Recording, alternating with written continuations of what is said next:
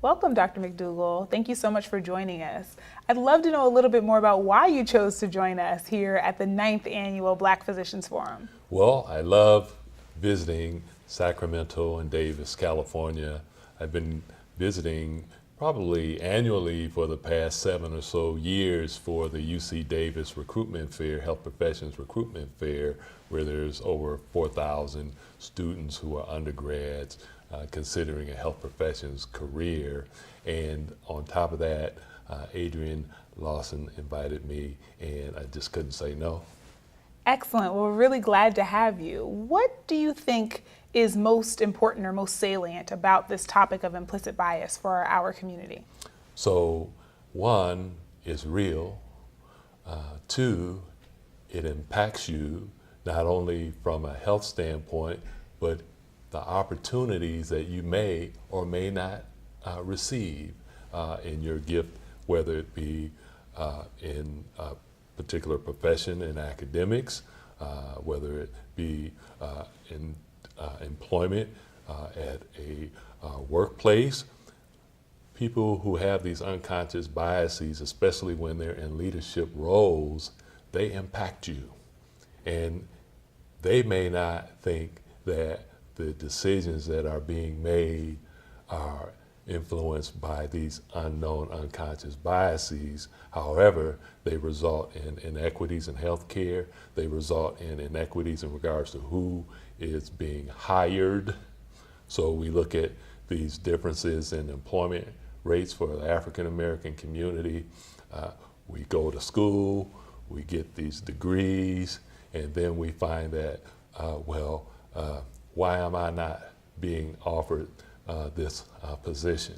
In regards to African American women specifically, there have been studies showing that African American women who have a graduate and professional degree have worse outcomes as compared to European Americans, and even if that European American has only received a high school education. So you're a black woman, you have a professional degree, and the likelihood of you dying after having a baby is equal to a European American who has a high school diploma or less. And so we think part of that is related to the providers that are caring for you and them having these biases whereby we see them enacted, especially when there is chaos or everyone's busy, very stressful situations, lack of sleep. So you kind of fall back on these implicit biases in regards to making shortcuts to make fast decisions. And those fast decisions are killing us. So my question would be, we're at the Black Physicians Forum. Mm-hmm. Why is this important for Black physicians and clinicians and public health people to know? Don't we already kind of get it? Why is this message important for us as well? No, we don't already get it. Education is the key. So, for example, at my institution, the Ohio State University Wexner Medical Center, in 2018, we had requests for interpreter services for 120 different languages. So me saying that I'm African American and I get it, I need to learn about different cultures too. So we're a melting pot, 120 different languages and cultures, so all of us can benefit from this. And then there's that internalized racism, right? So there's authors such as Dr. Kamara Jones, who has really eloquently explained racism and its various forms.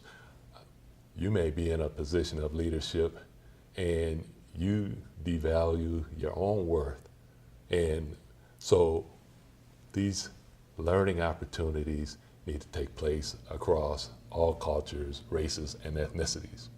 I can't let that The Ohio State University go without a Go Blue, because I went to Michigan. We're gonna have trouble. But I do want to end with sort of asking, what do you hope that people who are attending tonight's forum will walk away with, whether they are clinicians or whether they are members of our community? So we're going to share some strategies about how to mitigate some of these issues and how to handle them when you're confronted with them. So we would like to provide tools for the participants in the audience to be able to take away and provide better care, be more aware of their environment, and also foster self-care. So we'll be talking about that also. Excellent. Thank you so much for being here with us, and we're looking forward to the rest of the program. Go Buckeyes. Go Blue. We're here at the Black Physicians Forum in 2019. We're going to be talking about implicit bias, and so I'm glad to welcome you, Dr. Stacy Walton. Thank you. I'm really excited to be here. Great, this is a great. very, very important topic, and I'm so excited that the university has put it in the forefront of discussions around healthcare delivery. Great. So tell me about your role and the work that you've done so far. So I think I've been asked to be on the panel because I have a unique perspective. I'm coming straight out of clinical medicine, and my perspective is actually around how healthcare providers, physicians, nurses, employees manage the implicit bias or unconscious bias that they experience from the patients and from the clients. And what does that kind of look like? So, wow. It can look like all kinds of things. It can look really small.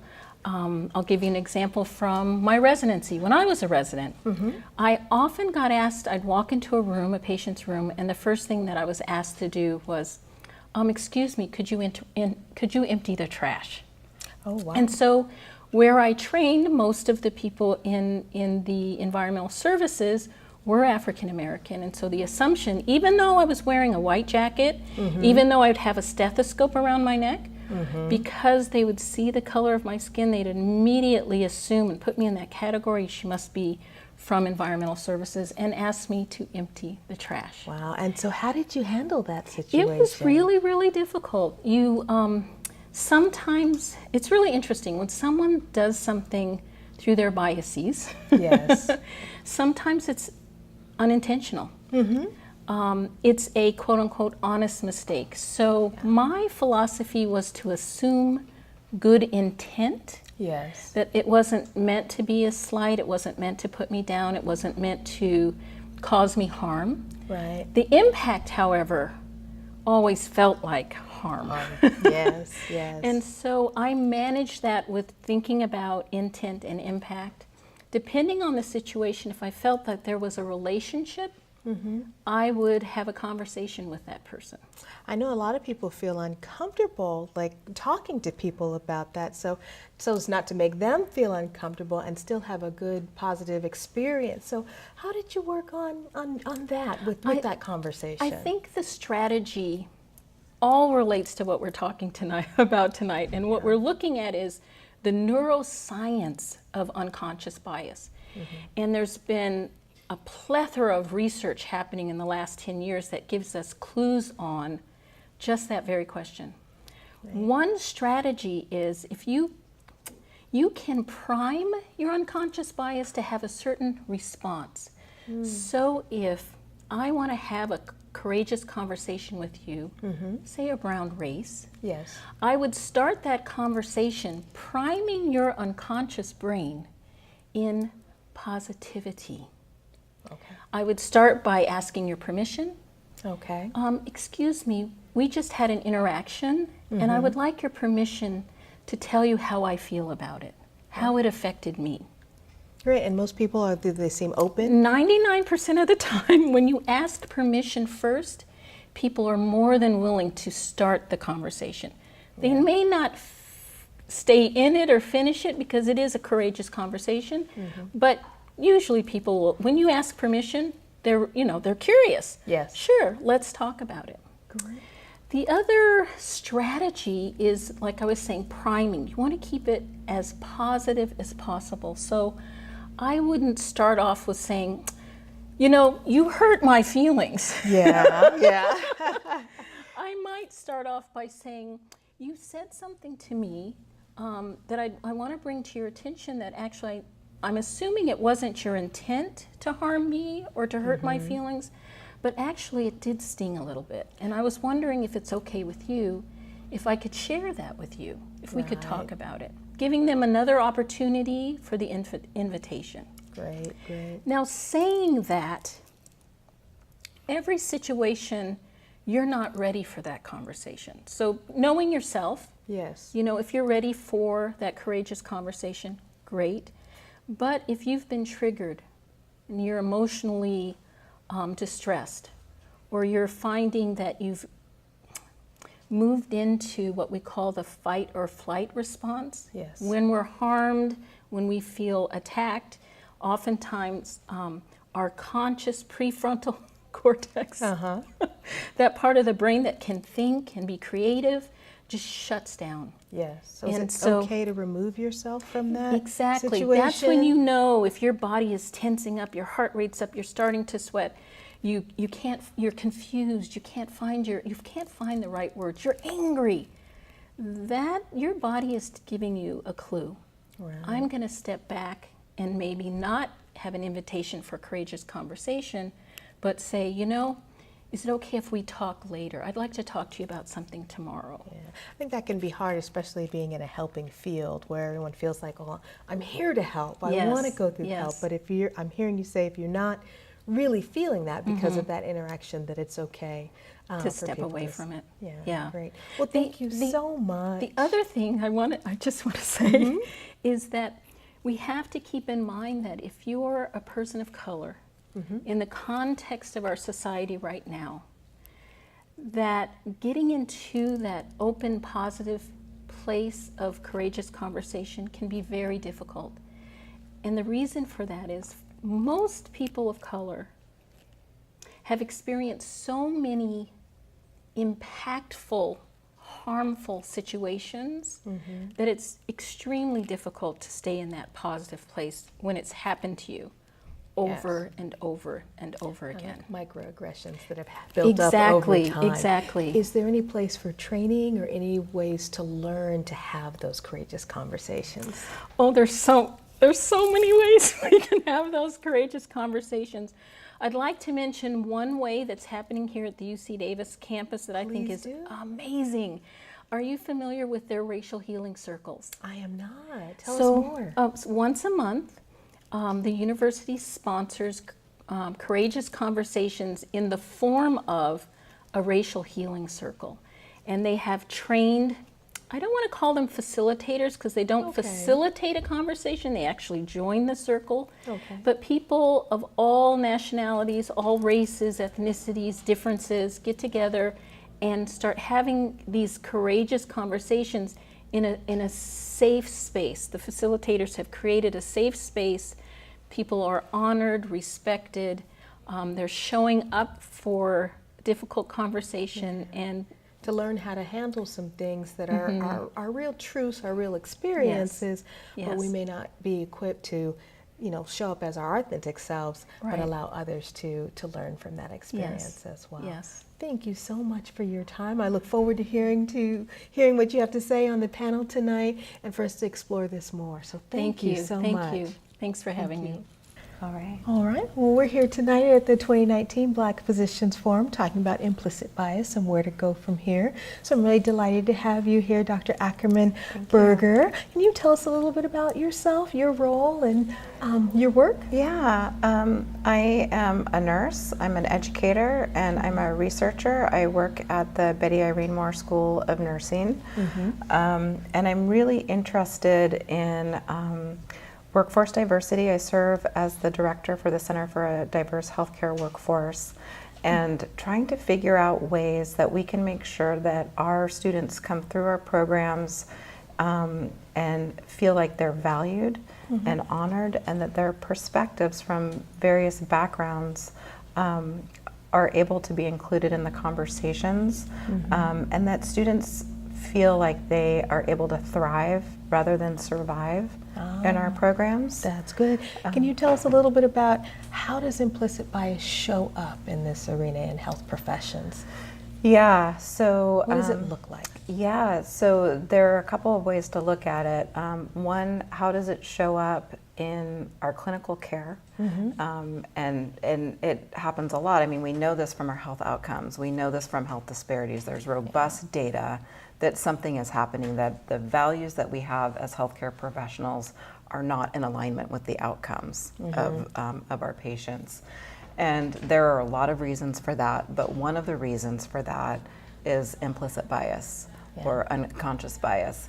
And the interesting phenomenon is that when I talk with individual healthcare providers, nobody thinks that they're part of the problem. They think that it's some bad person over there that is contributing to the problem, rather than it's likely that it's good people who at times, because of stress, tired, overwhelm, are going into the part of the brain that's the fast brain. Well, that's healthcare is a automatic. helping field, so naturally people, they're helpers, and they're wanting to do well by the people that they're serving. So I'm not sure that they always see how implicit bias really intersects with the work that they're doing and with patient care, and even in education equity. Can you talk a little bit about that? Yeah, so, you know, in terms of how do we fix what's happening at the bedside in terms of implicit bias and outcomes, you know, one of the ways that we can do that is educationally. So we need to make sure that we have a healthcare workforce that's reflective of the demographic, that the voices of people from different communities is reflected in what we teach, how we teach it, what we're researching, how policy is made, and how resources are allocated, right? So we're trying to bring in more folks from different backgrounds into health professions. And the schools are stating that they want to have more diversity, but then students from different backgrounds get here, and they're experiencing the implicit bias that exists in the broader society, right? So we have these values, but the values of society, which are at times not fair, not founded in data in any way, are playing out in the classrooms. Can you give me an example of maybe a student experience or something that you've experienced yourself? One of the biases that it's out there is that students of color are not academically prepared, are not academically capable. And this plays out in the classroom where the expectations for students of color are less. And that can be deeply problematic. I mean, we want people to think that they can achieve high so that they try to achieve high, right? Some of the things that happen, there are things that happen interprofessionally, like as a nurse, one of the things that I've heard is, wow, Piri, you're so smart. How come you didn't become a doctor? And it seems like that would be a compliment, right? Somebody said I was smart, but they just took out my whole profession, that, as if it's not as valuable or as revered as being a physician. So there's things like that that happen in the classroom. And so are there training opportunities out there, ways for people to learn more about implicit bias and how to handle those conversations? Yeah, so the good thing is that there's more of a conversation about implicit bias, and it's becoming a norm to teach it. At UC Davis, we do faculty training whenever we're doing a search for new faculty. How do we make sure that we're looking at the pool of new faculty and staff that are coming in? We're implementing programs where we do implicit bias training around admissions, so that that's not playing out in some of those decisions. And you'll see that there are more like diversity and inclusion dialogue sessions that's happening. So we have people from the community talking about their community and what some of the issues are, and some of the beliefs that aren't true about communities, right? So there's more dialogue that's happening, and I think UC Davis is doing a pretty good job. I mean, we can always do more, and we can always achieve higher. But it's just not something that's going to end or be fixed overnight, right? It's not, and there's some momentum that's happening around it. I mean, schools are having to answer now for why aren't you doing this, rather than why are you doing this, and I think that that's a really good thing. Right. Is there anything else about the work that you've done, or the work that you're doing, that you'd like our viewers to know?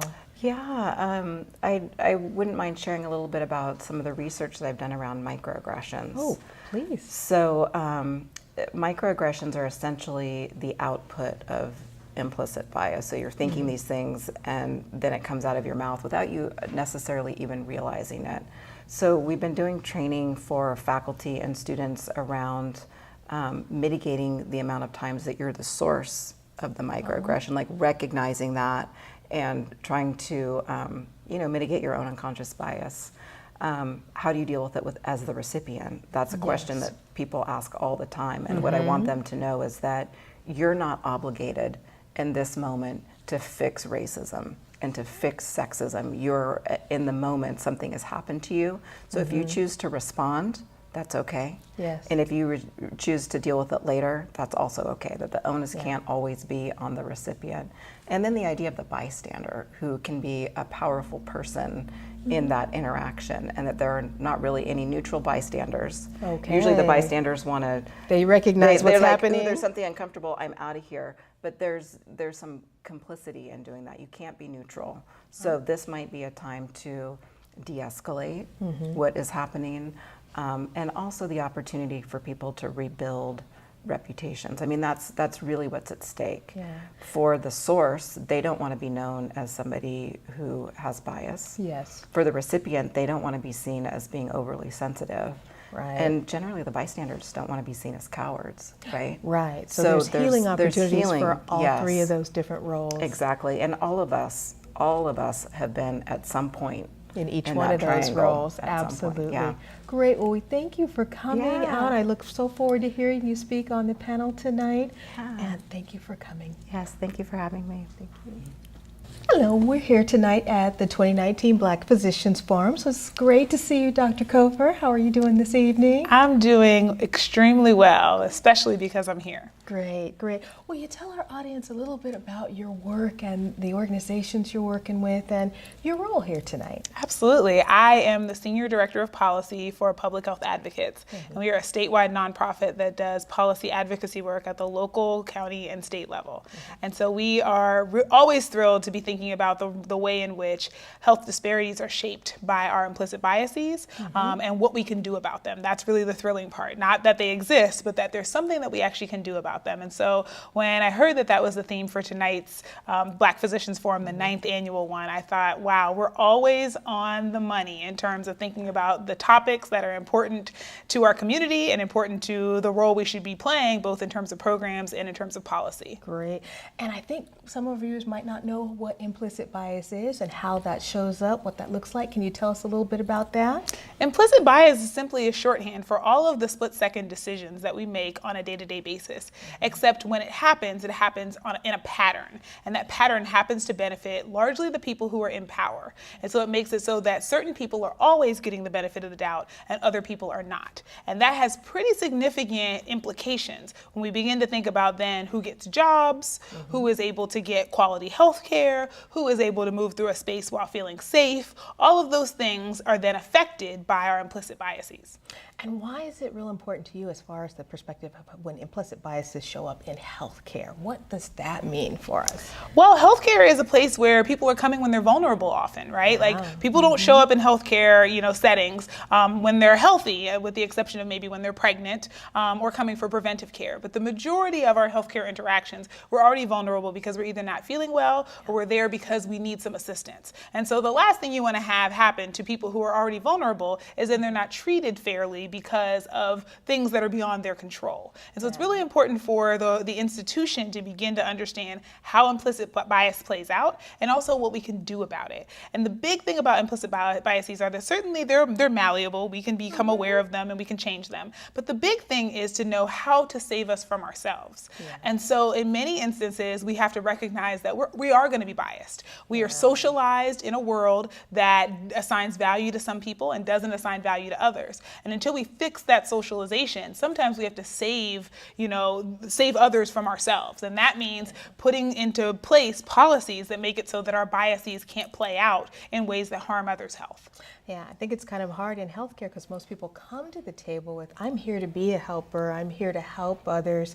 And so that's not a common role that they are in, thinking about themselves as having things that they're not aware of that may negatively impact others. So having that conversation, and I really like you're saying, reflecting on where you are and what biases you might have and not really getting weighed down in the guilt of Yes. do I have it or do I not have it? Let's just focus on how do we change that. And Great. it's totally the same situation that happens when we're trying to create a new habit, right? When you decide that you want to start to work out in the morning, one of the most effective things you can do is find an accountability partner who will hold you accountable to making sure that that happens. And that's a lot of what we have to do with implicit bias. It's great to know you need to work out, and it's great to put it on your calendar somewhere, but you yeah, need been someone who's going to hold you accountable to doing it every day. And that's really where our policies come in and say we need to make sure that we're stepping in to protect people until this becomes our habit and until this isn't even something we have to think about anymore. So is there anything that you'd like to leave our viewers with, any particular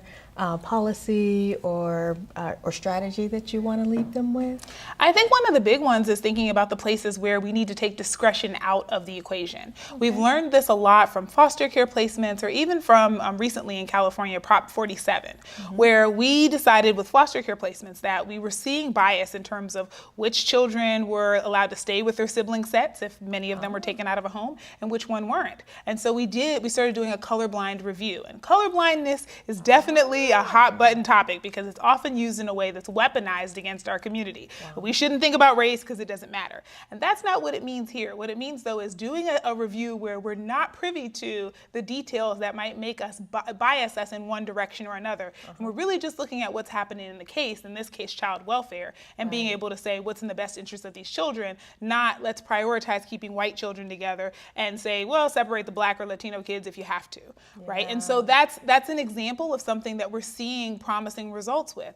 Prop 47 was the other one where we said when we have the opportunity for judges and district attorneys to decide, oh, it's going to be a felony for you, but a misdemeanor for you, we saw that the Black and Latino folks were getting felonies and that white people were more likely to get misdemeanors. So we took the decision making out of the equation and we made them all misdemeanors. So it's not just the policy that goes into place, it's a policy that prioritizes compassion and not punishment, right? It's a policy that protects people instead of harming them. So it's the opposite of the three strikes rule, which said everybody who does it is 3 strikes and you're out, it doesn't matter what those three strikes are. Instead, we're doing the opposite and saying, if you've done these kinds of crimes, we don't want you to get a felony. And so we're gonna take the discretion out because we know the discretion is racially biased. And so we need to think about policies like that we can put into place where we know that bias is being infused in so that we can protect people from our sort of baser instincts. That is phenomenal. Thank you so much for sharing those two Thank examples. you. I look forward to hearing more from you this evening. Yes, I'm And excited thanks so about much this evening. For coming.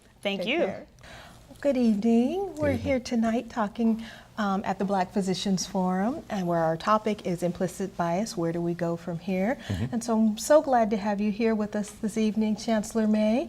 Can you tell us a little bit about you and your role here? Sure, thank you, Valerie. I'm happy to be here. I'm the Chancellor of the University of California at Davis, so I have responsibility for our campus in Davis as well as our health campus here in Sacramento.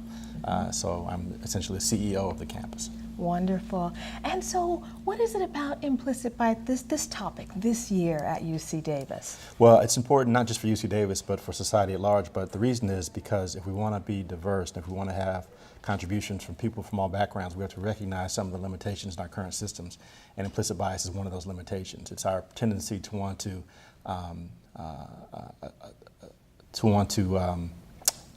associate certain characteristics with certain people or certain attributes of certain people without having evidence. Can you give me an example of how that shows up in healthcare? Well, it shows up when you look at someone's resume and you look at a name, and that name is an ethnic sounding name, and you associate that with certain attributes that you wouldn't ordinarily otherwise associate the attributes with the resume. I think there have been many studies that have shown this. If you take 2 sets of identical resumes and you change the names, you can do this for gender or you can do this for race, and then you have a panel evaluate these resumes, they would tend to evaluate the ones with a certain ethnicity sounding, with certain ethnic sounding names differently than they would names that sound more generic, and male names get evaluated different than female names, et cetera. So. Well, I understand UC Davis is doing quite a few different activities to kind of deal with these issues. Can you tell us some about that? Well, we got some implicit bias training that's been standardized and required for all job searches as well as evaluations and tenure and promotion. Right, so it's in jobs, it's in hiring as well as anything for students? We do it in a more limited degree for students. We do the training, but it's not a required thing for students. We're not hiring students. We're we're educating the students, but we want them to know, be aware of what implicit bias is and be able to address it in their own careers. Is there anything else that you would like our viewers to know? No, I'm just happy that we're able to host this event here at UC Davis, and we're proud to be able to be associated with the Black Physicians Forum. Great, thank you. We're so happy to have you. Good night. Good night. Thank you. Good night. Well, good evening. Good evening. It's so nice to meet you. Can you tell us your name and the programs that you work for? Well, hello again. My name is Natalie McGee, and I'm the Associate Director for Grateful Patient Fundraising here at UC Davis Health.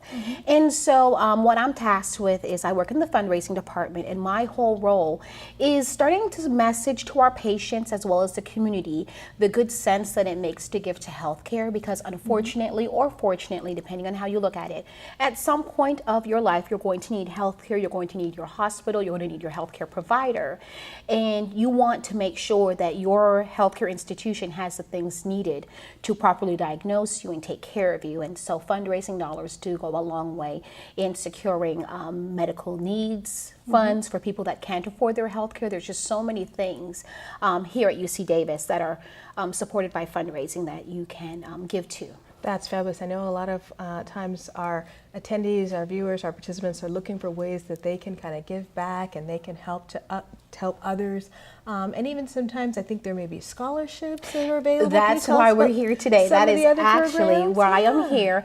So this evening, my role is to make the cause and put the call out that, you know, here at UC Davis, so many of our students come from various backgrounds, various ethnicities, and a lot of times, you know, we are competing for the best students, and a lot of time that competition comes down to scholarship monies and dollars. And so tonight we are raising funds to help our various scholarships and refund them, hopefully endow them, so that we have scholarship dollars to attract and keep the best and brightest medical students in the northern region of Sacramento and California. Great. And tonight we're really talking about implicit bias and where do we go from here. Do you have any thoughts on that topic that you'd like to share? I am so honored that UC Davis is taking part in the Black Physicians Forum and tackling this title and this issue because, you know, the first thing for me is that implicit bias is unconscious. So being that it's unconscious and we're probably operating with biases every day, for me the first thing is to recognize that. I'm always the person in the room when I see biases at work, challenging it, not in a confrontational way, but really taking the chance and the opportunity to question. You know, for example, I see your perspective. You know, can you tell me a little bit more why you have that perspective? Yeah. And sometimes it's just gently leading the person that has the bias down the road of naturally uncovering that they do have a bias. Yeah. For me, I just think in the workplace, we have to constantly and consistently be monitoring ourselves and evaluating our thoughts, our behaviors, our interactions to make sure that we're not operating within biases. And when we are, to take the opportunity to rectify that and give voice to it and change it. Great. Thank you so much for sharing that. I Thank think we you. all have a role to play in we all have a role. Reducing biases We and really definitely giving do. everybody our best, which is what most people really want to I do agree. in this I field. agree. So thank you so much for So coming. nice meeting you. Thank you so much for taking time to speak with me. Take care. Bye-bye. Good evening. Good evening. Excited to meet you today. Can you tell me your name and your role here at UC Davis? Sure. My name is Dr. Adrian Lawson, and I serve as the Director for Institutional Culture, Climate, and Community Engagement in the Office for Equity, Diversity, and Inclusion here at UC Davis Health. Great. And I understand you do some community engagement, kind of bringing the university in connection with the community. Can you tell me a little bit about that? Sure. Part of my portfolio is community engagement, in that I'm able to connect the university with the community, in particular the African American community. One of my goals is to make sure we have presence and that we have value and we are well respected in the community. And you know, I'm so fortunate to be in this role because I do have an opportunity to connect small businesses for procurement. We have MC Check-In here. I'm able to sponsor the Black Physicians Forum. Great. We also sponsor the African American Health Legacy Conference in August. Yeah. And so I'm just really fortunate to be able to be in this role and to connect the community with UC Davis. That's fantastic. This is a great resource for the community, so we're so glad that you have been serving in that capacity. But I also Thank understand that you impact our doctors that are here. You kind of travel around the country helping to recruit. Can you tell us a little bit about that? Sure. So in my role, I work with academic personnel, and academic personnel is the faculty side of HR. And I worked previously at another institution doing diversity and with faculty recruitment and retention. And so I bring that expertise here. So I connect the institution with African American doctors, Native American doctors, Latino doctors to be able to increase the diversity of our institution. And so why was it important to you to help sponsor the Black Physicians Forum and the Implicit Bias? Where do we go from here? Right. So as I mentioned before, one of my goals is to highlight small businesses. And so I'm very fortunate to have met Plachette and Twyla in the community, and I know they're a media company. And I thought, hey, what a great opportunity. And so the Black Physicians Forum has been going on for 9 years. I've been here for 4, so when I came aboard, I was able to take on that role. So where do we go from here in implicit bias? Well, right now this topic is very prevalent considering the political environment that we live in and all the things happening just in our world in general. If you think about Google recently, well, I shouldn't say recently, maybe about 3 years ago, they were outed for hiring all white men. And so they were required, when things are publicized in the media, usually there's action that's taken. And so we don't want to be there, right, in the media. So we have taken steps. Actually, the entire UC system, all faculty are required to take implicit bias training if they're sitting on a search committee.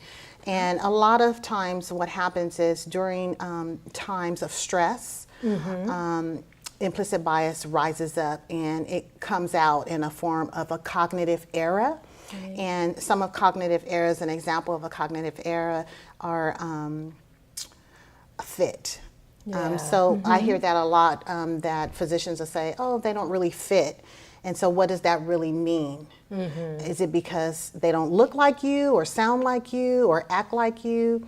Or what does that mean? But it could be a cognitive error. Another cognitive error is replicating the social hierarchy, whereas the person didn't go to the same school that you went to. And so they want to continue to have people that are just like them, went to the same schools that they went to, have the same training that they went through. Good.